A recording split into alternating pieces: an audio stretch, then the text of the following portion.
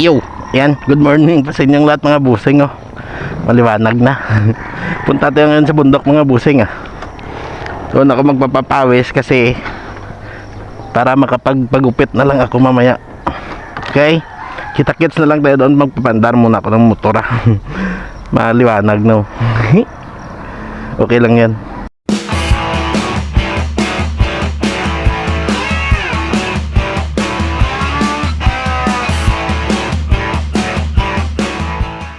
Tara na. Ayan o, Menjan Minggo, may natira. Dito ako namumulot tuwing madaling araw. Alas 4 lang na mo. Ay, may isa pa doon o. Ayan o. Mamaya na lang. Diyan ako namumulot. Tapos si Lemuel doon sa kanila, dinadala dito sa akin. Yan yung inuulam ko ba minsan. Napakasarap eh. Napakatamis.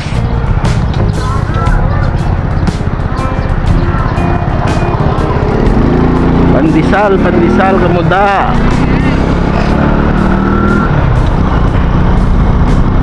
Yan, pupunta tayo ngayon sa bundok. Doon ako magpapapawis at magpapagupit na lang ako mamaya pag maliwanag na o mga 6:30 na pupunta na ako doon sa pagupitan. Tapos bibili na lang ng mag-isda naman ulit. Kahit na 1 kilo lang or kung ano man makita natin na maganda doon mamaya na pang ulam ah. Maliwanag na ang umaga. Marami pa kasi akong ginagawa. Tapos si Lemuel hindi na masyadong maka-walking. Hindi na kami makasama sa walking tuwing weekdays kasi busy na siya. Busy siya sa pag-prepare ng anak niya kasi pasukan na. Tapos inihatid niya pa ng 6 AM kaya hindi na siya makasabay. Sabi ko once a week na lang. Either Saturday or Sunday. Yan. Makasabay kami ulit. Ngayon weekdays ako lang muna. Back to solo adventure na naman ulit. Solo trip.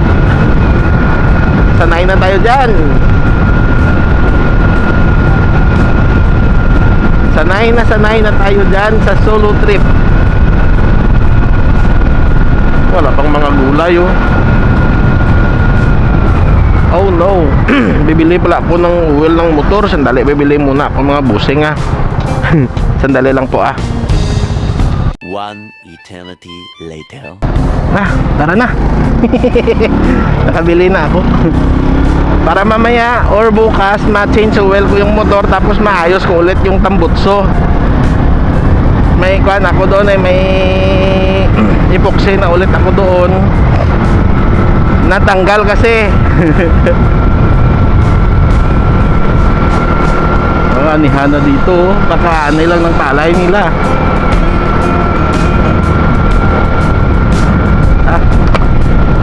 Marami ng gamo-gamo. Ganito pag may naani na palayan tapos or yung green pa lang yung palay, dito napakaraming gamo-gamo eh. Sakit sa mata yan pag pag pumasok. Wala pa sila oh. Pero 5:30 ano ba? Wala pa ngang 5:30 ata eh. Pero maliwanag na oh. Summer na eh. Summer tag-ulula na. 5:16 pa lang oh. Pero napakaliwanag na. Dati mas mahaba ngayon yung umaga eh kaysa sa gabi. Sandali yung cellphone hindi na-plus na kaya. Wala pa yung mga 5:16 pa lang pero napakaliwanag no. Dati pag dumaan tayo dito ng alas 5 madilim pa eh. Nakailaw pa to 5:16, 5:20 diba? Marami pa kasi akong ginawa sa bahay tapos nagkape pa. Tinapos ko muna yung kape ko. Nag-chat din kami ni Lemuel. Pero sabi niya alas 6 pa siya mag-ikuan. Ate sabi ko sige ako na lang muna doon sa bundok. Alas 6 po yung atid niya sa anak niya. Kaya hindi kami masyadong magkakasama ngayong weekdays, no? Every weekdays. Sabi ko kahit once a week ka na lang, either sa Saturday or Sunday para makapagpapawis ulit.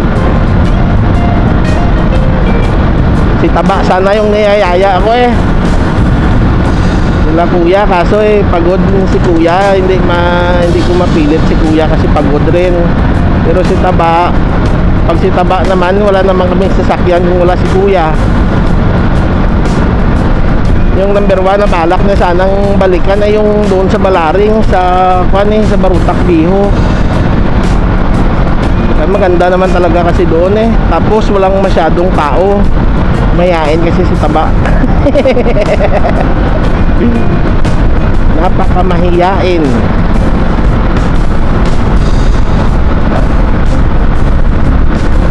Tingin tayo doon mamaya sa sa ano ba yan? Sa Palapala kung may hito. May hito sana, no?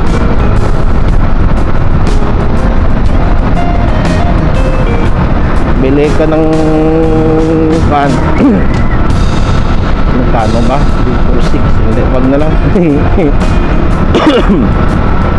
Pero kung meron dyan mamaya bibili ako. Kahit 1 kilo man lang. Yan, malapit-lapit na tayo sa bundok. Yan na, uncut mo ito mga busing hanggang dyan lang sa bundok ha. Pang-stack. Ito, papunta pa ito sa Bagsakan sa Palapala oh. Magkuhaan pa lang yan. Magkumpra, bibili pa lang yan. Tapos ititindahan na naman niya sa mga barangay dito sa amin. Pero may ruta yan sila. Siya siguro baka doon yan banda sa sa Palanggia nag titinda ng isda nila. Yan o, doon na yan sa Palapala. Galing o, maraming isda ngayon ah. Pero ganitong oras maraming pang tao yun doon. Yan muna. Piliin na lang muna nila doon yung pinakamagandang mga isda. Late na ako eh, magpapapawis pa ako. Kahit na isang ikot lang ako or isa't kalahati. At least na matunaw ko na naman yung mga kinain ko. Lalo pa yung alimasag na yun. Putik, naparami yung kain ko eh. Sobrang dami talaga. Ayop na yun. Junald, ayop ka. Napaparami ako ng kain kapag alimasag mo eh. Napakasarap kasi eh. Lalo pat priskang-priska, ibang-iba talaga yung lasa eh.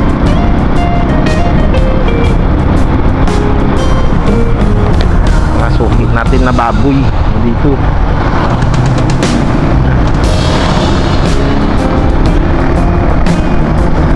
Oh no, pula na yung battery.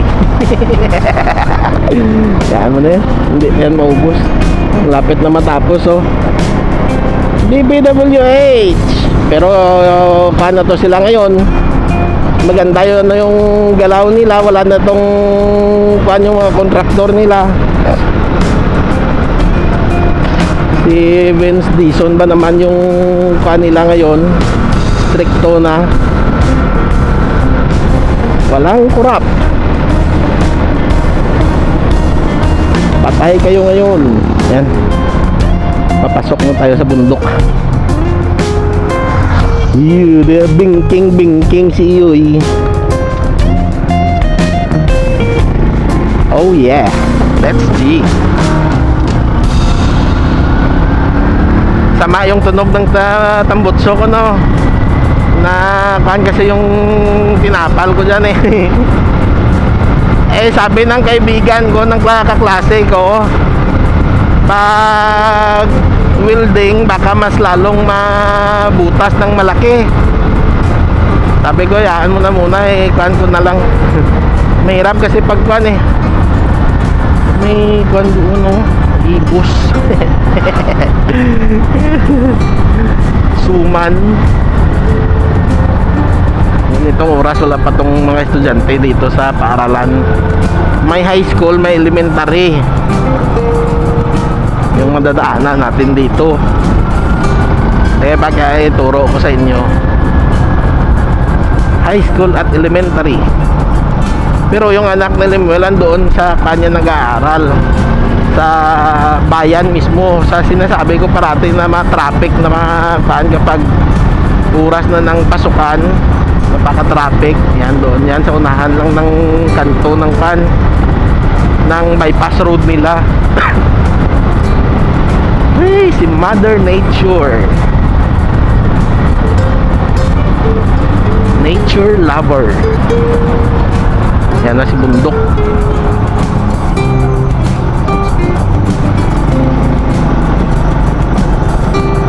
Barangay Salihid. Ito may BIFAR dito. Bureau of Fisheries. Yan. BIFAR. Bureau of Fisheries and Aquatic Resources. Yan.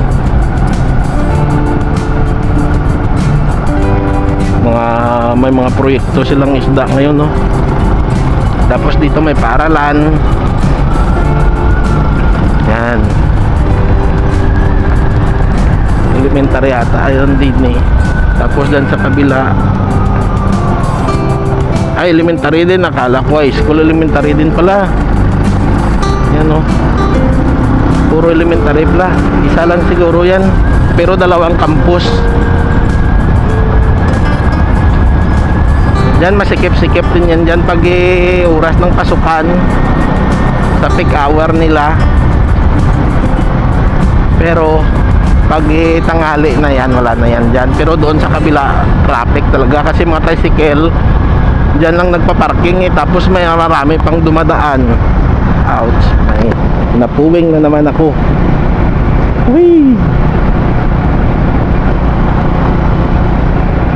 Oh yeah.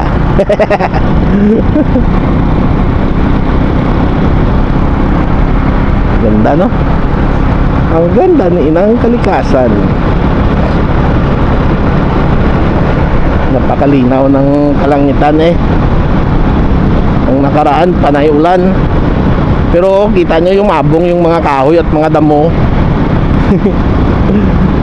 Tapos lumamig na naman yung kapaligiran.